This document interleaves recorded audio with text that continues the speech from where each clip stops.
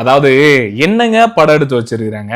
நம்மளே நிம்மதியா இருக்கணுங்கிறக்காக தான் ஒரு 2 மணி நேரம் ஸ்பெண்ட் பண்ணலாம்னு தியேட்டருக்கு போறோம். ஆனா அங்க போய் உட்கார்ந்தா சீரியல் மாரி வளவளன்னு பேசிக்கிட்டே இருக்கிற மாரி ஜவ்வா ஒரு படத்த எடுத்து வச்சிருக்காங்க. அதுலயும் செகண்ட் ஹாஃப்ல இவங்க 2 பேர் சரக்கு போட்டு பேசுறத பார்க்கறக்கா நாங்க ரூ. 120 செலவு பண்ணி தியேட்டருக்கு வர்றோம்.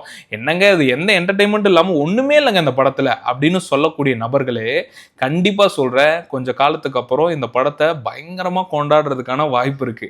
அப்படிப்பட்ட ஒரு படம் தான் மெய்யழகன்.